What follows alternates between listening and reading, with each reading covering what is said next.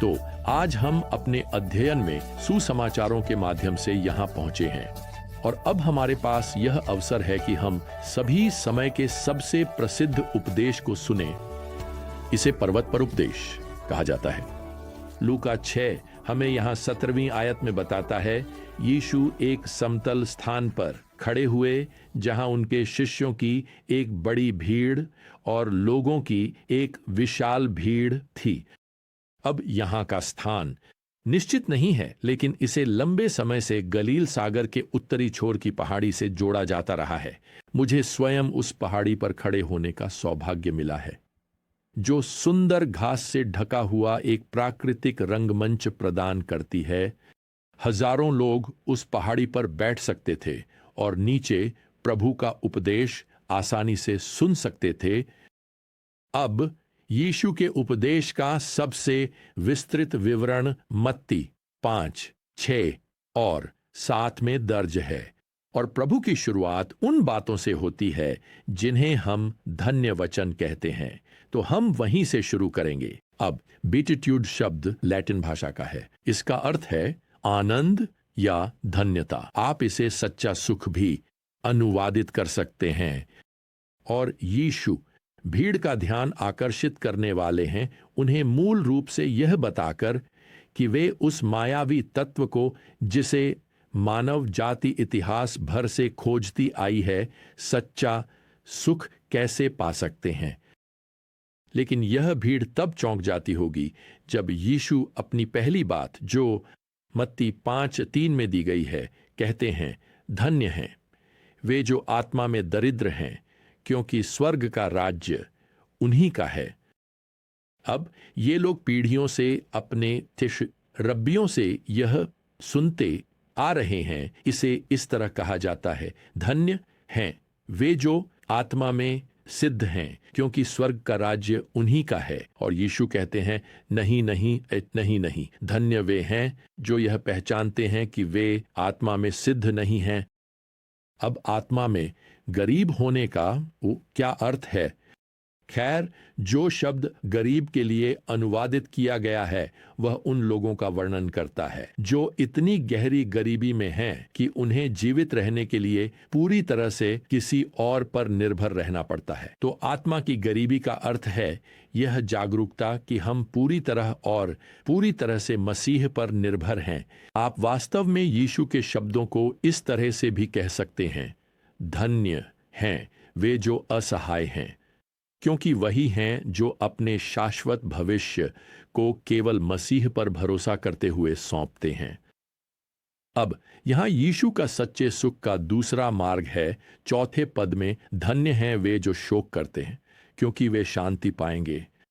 अब इन धन्यताओं में एक क्रमिकता प्रतीत होती है जिसे मैं इंगित करना चाहता हूं। जैसे ही हम तीसरे पद में अपने हृदय की दिवालियापन को पहचानते हैं, हम चौथे पद में पाप पर शोक करने के लिए प्रेरित होते हैं, जो अंततः प्रभु से क्षमा और सांत्वना लाता है। यही है सुख की ओर जाने वाला मार्ग। वह यहां पाप पर रोने की बात कर रहे हैं। वास्तव में उन्होंने शोक के लिए सबसे मजबूत ग्रीक शब्द का उपयोग किया है। वह उस शोक का वर्णन कर रहे हैं जो किसी प्रियजन की मृत्यु पर महसूस होने वाले दुख के स्तर का होता है। यीशु हमें बता रहे हैं कि शोक करने वाले सच्चा सुख पाते हैं, क्योंकि वे अपने पापों और अपनी पापमयता पर शोक करते हैं। और ऐसा करते हुए वे कहाँ जाते हैं? वे उद्धारकर्ता के पास क्षमा पाने के लिए आते हैं और उसे पाते हैं मसीह के माध्यम से, जब वे विश्वास के साथ उन पर भरोसा करते हैं। तो आप यीशु के शब्दों को इस तरह से भी कह सकते हैं, धन्य हैं वे जिनका हृदय टूटा है। आशीर्वाद उन पर आता है जो अपने पापों को मसीह के सामने स्वीकार करते हैं। शोक करने क्रिया शब्द आर्तम निरंतरता दर्शाता है, सिर्फ इसलिए कि आपको उद्धार मिला। इसका अर्थ यह नहीं कि आपको परमेश्वर की क्षमा की जरूरत अब कभी नहीं होगी। वास्तव में जितनी उम्र बढ़ती है उतना ही एहसास होता है कि आप कितना पाप करते हैं। मुझे लगता है कि परिपक्व मसीही जरूरी नहीं कम पाप करता हो, हालांकि हम यही चाहते हैं और इसके लिए प्रयास करते हैं, लेकिन परिपक्व मसीही वह है जो जल्दी अपने पाप को स्वीकार करता है। तो आज आप कितनी जल्दी उस पापपूर्ण विचार या कार्य पर शोक करते हैं और उसे स्वीकार करते हैं? खैर, पाप को जल्दी स्वीकार करने का यह रवैया ही वह मार्ग है जो आपको लगातार दो सच्ची खुशी की राह पर ले जाता है। यीशु इस अंश में कह रहे हैं, क्या आप जानते हैं कि खुश लोग कौन हैं? वे वही लोग हैं जो मानते हैं कि वे पापी हैं। वे वही लोग हैं जो अपने पाप मेरे पास लाते हैं।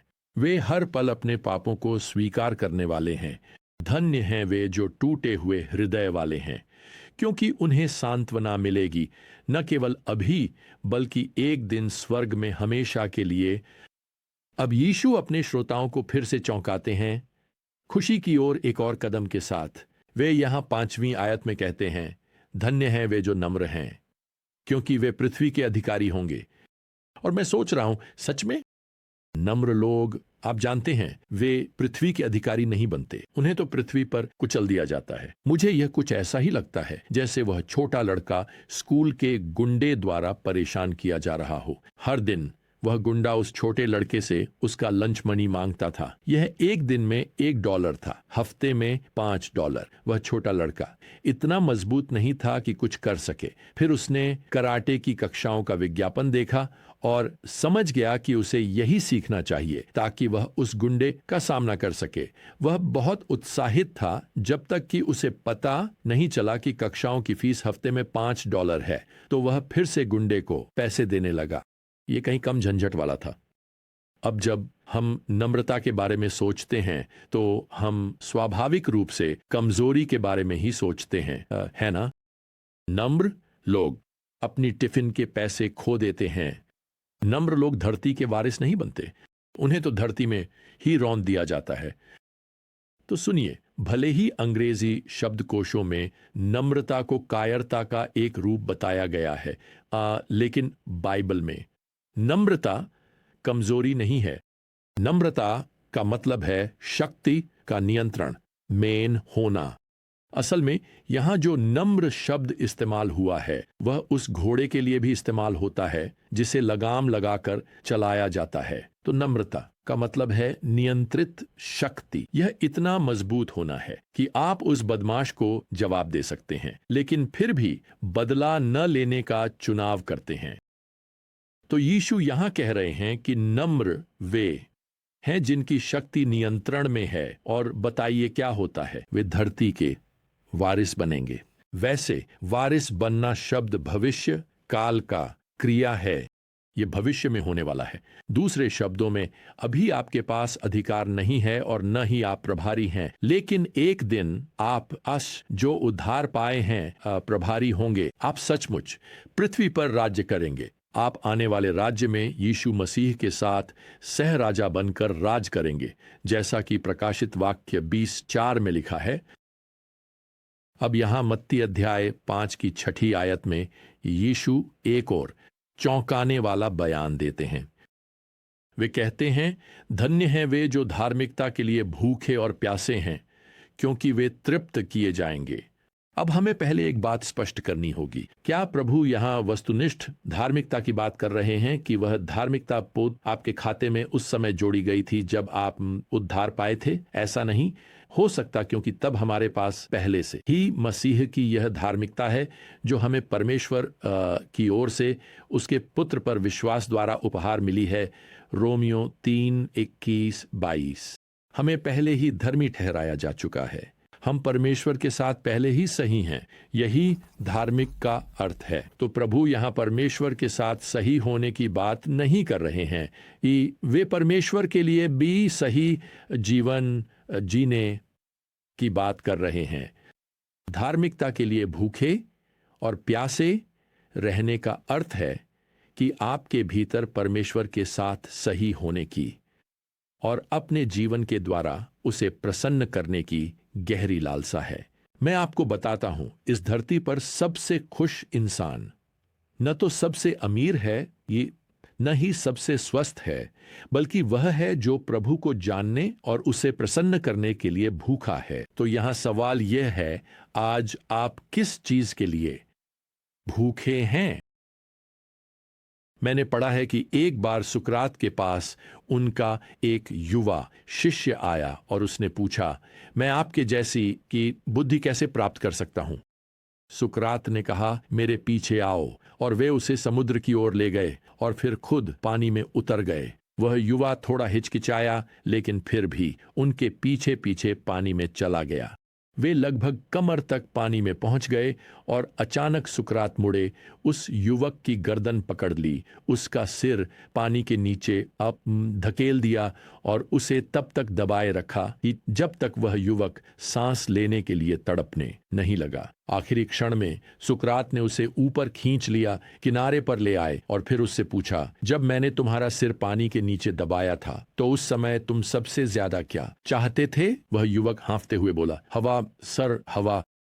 सुकरात ने उससे कहा, जब तुम ज्ञान को उतनी ही तीव्रता से चाहोगे जितनी तीव्रता से तुमने हवा चाही थी, तब तुम्हें वह मिल जाएगा। तो आज तुम कितनी तीव्रता से ऐसी जिंदगी जीने के लिए उत्सुक हो जो प्रभु को प्रसन्न करे? पूछें, क्या आप अपनी जिंदगी से परमेश्वर को प्रसन्न करना चाहते हैं? तो शायद जवाब होगा, अरे हाँ, लेकिन मैं यह भी चाहता हूं कि परमेश्वर भी मुझे प्रसन्न करने के लिए यह या वह चीज दे। बहुत से ईसाई पवित्र जीवन के लिए उतने भूखे नहीं हैं, और यही भूख की कमी उनके लिए सच्ची वास्तविक खुशी पाने में सबसे बड़ी बाधा बन जाती है।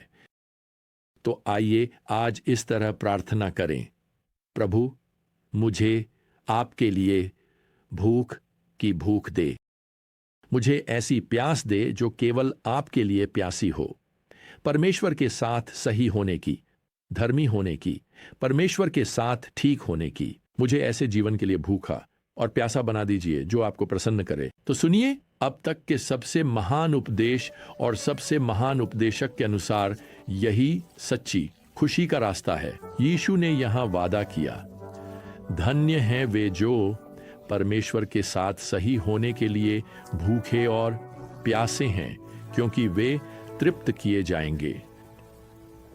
तो इसी के साथ आज के लिए हमारा समय समाप्त होता है। जब तक हम फिर से अपनी बुद्धि की यात्रा पर रवाना न हो, तब तक प्रभु यीशु मसीह की अनुग्रह, परमेश्वर का प्रेम और पवित्र आत्मा की संगति आप सभी के साथ बनी रहे। आमीन।